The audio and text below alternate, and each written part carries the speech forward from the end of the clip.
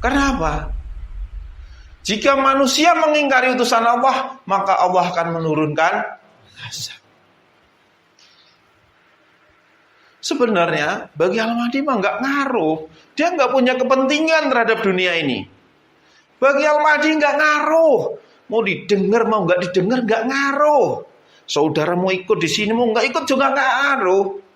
Tugasnya dia menyampaikan. Disampaikan saudara menerima, justru bertanggung jawab untuk menyampaikan kembali, membimbing. Tapi kalau saudara menolak itu udah selesai. Maka di dalam Quran surat Al-Baqarah ayat 209 sampai 210 Allah Subhanahu wa taala berfirman yang artinya, tetapi jika kamu tergelincir setelah bukti-bukti yang nyata sampai kepadamu, ketahuilah bahwa Allah yang maha perkasa, maha bijaksana, tidak ada yang mereka tunggu-tunggu kecuali datangnya azab Allah bersama malaikat dalam naungan awan.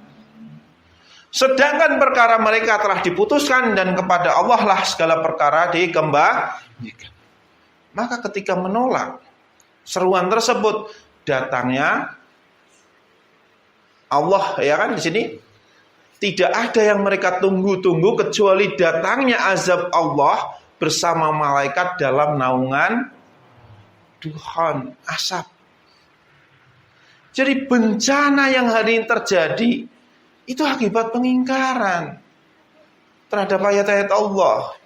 Terus di ayat yang lain, maka ketika para rasul datang pada mereka dengan membawa bukti-bukti yang nyata, mereka merasa senang dengan ilmu yang ada pada mereka dan mereka dikepung oleh azab yang dahulu mereka perolok-olokan. Quran surat Ghafir ayat 83.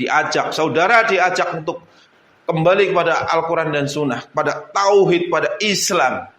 Saudara masih senang dengan ilmu yang saudara miliki. Saudara masih senang dengan ilmu yang saudara pelajari. Itu yang menjadikan sebab mereka dikepung azab yang dahulu mereka perolok-olokkan. Maka seruan ini sebenarnya udah lama. Di media sosial, di YouTube.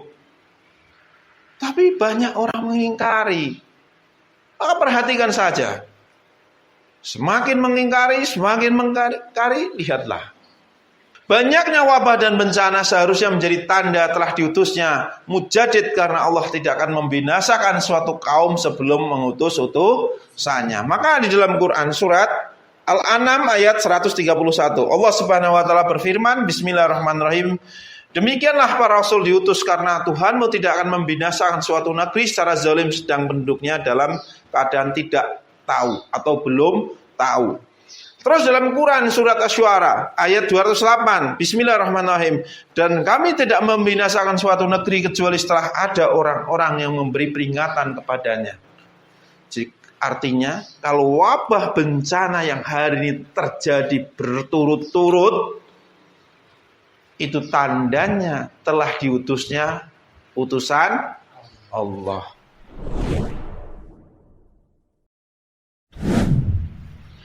Jadi pendapat yang mengatakan kalau Al-Mahdi nggak mau menerima baiat terus dia akan menanggung dosa umat Islam itu kalimat yang keliru.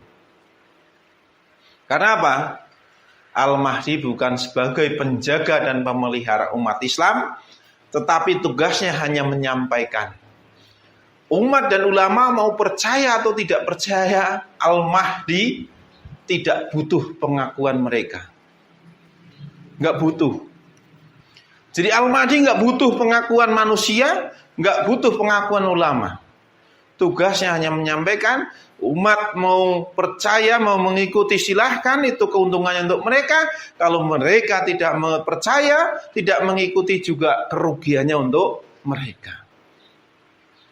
Maka di dalam Quran, surat Al-An'am ayat 104, Allah Subhanahu wa taala berfirman yang artinya bismillahirrahmanirrahim. Sungguh bukti-bukti yang nyata telah datang dari Tuhanmu. Barang siapa melihat kebenaran itu maka manfaatnya bagi dirinya sendiri, dan barang siapa buta tidak melihat kebenaran itu maka dialah yang rugi. Dan aku Muhammad bukanlah penjagamu. Maka saudara, ketika berada di sini itu saudara yang untung, saudara nggak berada di sini juga saudara yang rugi. Di sini nggak ada istilahnya keberadaan saudara atau tidak ada saudara, kerugian bagi Allah itu enggak ada. Al-Mahdi tidak membutuhkan pengakuan dari siapapun kecuali dari Allah. Tugasnya hanya menyampaikan. Terus di ayat yang lain, Quran surat Al-Isra ayat 54. Bismillahirrahmanirrahim. Tuhanmu lebih mengetahui tentang kamu. Jika dia menghendaki, niscaya dia akan memberikan rahmat padamu, dan jika dia menghendaki, pasti dia akan mengazabmu.